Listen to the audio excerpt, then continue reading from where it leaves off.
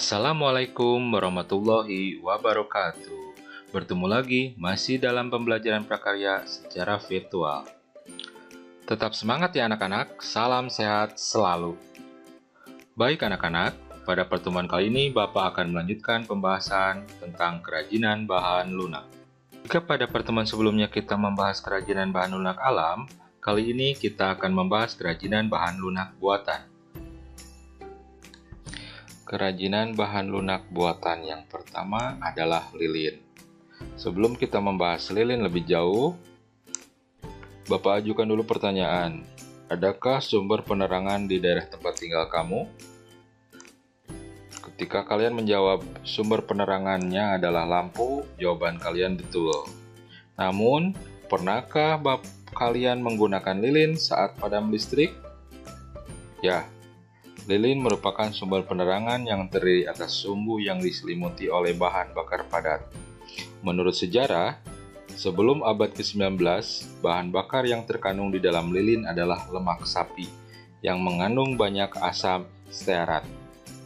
Sekarang, yang biasanya digunakan adalah parafin. Semakin menyebarnya penerangan listrik membuat lilin semakin banyak digunakan untuk keperluan lainnya. Misalnya, dalam upacara agama, perayaan ulang tahun, atau mungkin hanya untuk pewangi ruangan saja.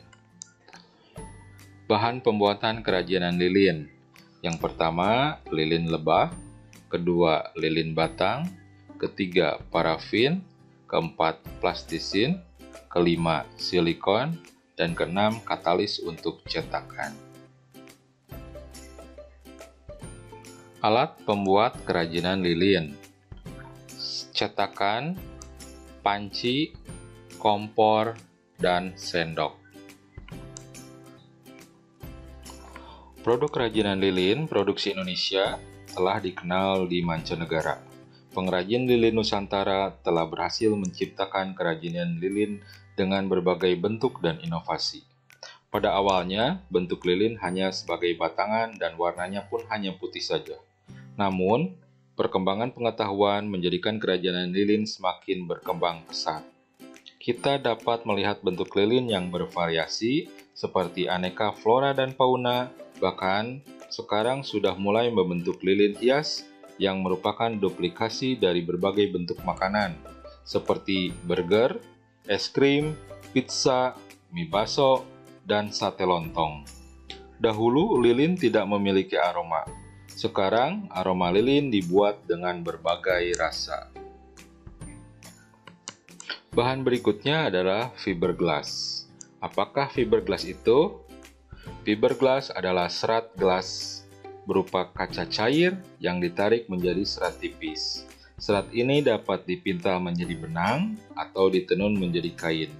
Kondisi sudah siap pakai yang kemudian diresapi dengan resin, sehingga menjadi bahan yang kuat dan tahan korosi. Oleh sebab itu, fiberglass biasa digunakan sebagai badan mobil dan bangunan kapal. Fiberglass juga digunakan sebagai penguat untuk banyak produk plastik. Bahan pembuatan kerajinan fiberglass: 1. Resin, 2. Katalis, 3. Matte fiber, 4. Cat, dan 5. Silikon resin sebagai alat cetak. Sedangkan alat yang dipakai dalam pembuatan kerajinan fiberglass: sendok, wadah mangkuk, cetakan silikon, dan gunting.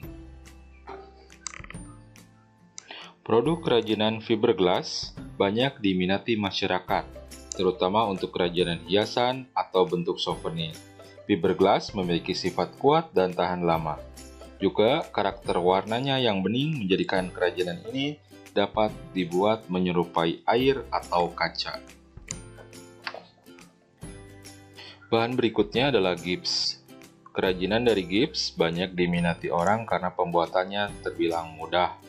Namun, kita perlu terlebih dahulu membuat cetakannya. Bahan gips merupakan bentuk bubuk, sehingga prosesnya harus dicairkan dahulu. Jika ingin terbentuk seperti yang diinginkan, harus dibuat cetakannya terlebih dahulu. Bahan pembuatan kerajinan gips: 1.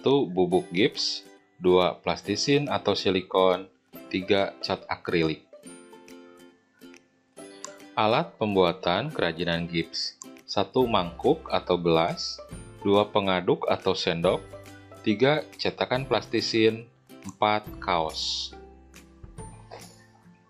Produk kerajinan gips dibuat pengrajin untuk berbagai kerajinan yang dijadikan hiasan. Hiasan dapat berbentuk patung, boneka, atau flora dan fauna. Kerajinan dari gips mudah pecah, sehingga berhati-hatilah saat memegangnya. Bahan yang terakhir adalah sabun. Sabun merupakan bahan lunak buatan yang dihasilkan dari zat kimia tertentu. Sabun kita pergunakan sehari-hari sebagai bahan untuk membersihkan diri pada saat mandi. Permukaannya yang licin karena mengandung deterjen dan juga lunak sehingga mudah untuk dibentuk menjadi kerajinan. Kerajinan dari sabun sangat unik. Meskipun hanya dapat dipergunakan sebagai hiasan, kerajinan dari sabun dapat menjadi sarana latihan mengukir sebelum mengukir pada bahan keras seperti batu dan kayu. Bagaimanakah cara membuat kerajinan dari sabun? Bahan yang diperlukan adalah sabun batangan. Sabun dapat diolah dengan 2 cara, yaitu dengan diukir dan diparut hingga menjadi bubuk, lalu dibuat adonan baru seperti membuat plastisin. Ada pula yang dibuat dengan cara dicetak saat sabun masih dalam adonan cair. Bahan dari sabun yang dibentuk akan menjadi keras seperti semula. Bentuk yang dihasilkan pun beragam, dapat menjadi aneka bentuk fauna dan flora atau bentuk unik lainnya. Bahan pembuatan kerajinan sabun: 1. Sabun batang. Alat pembuatan kerajinan sabun: 1 butsir, 2 jarum, 3 kawat, 4 pensil, 5 spidol, dan 6 cetakan. Produk kerajinan dari sabun semakin banyak diminati orang. Hal ini terbukti bahwa sabun tidak hanya sekedar sebagai bahan untuk mandi, melainkan dapat berfungsi sebagai pengharum atau penghias ruangan. Nah, bagaimana anak-anak? Apakah kalian sudah dapat memahami apa yang sudah Bapak terangkan? Tambah wawasan kalian dengan membaca buku ya. Selalu semangat setiap hari dan sampai jumpa di pertemuan berikutnya.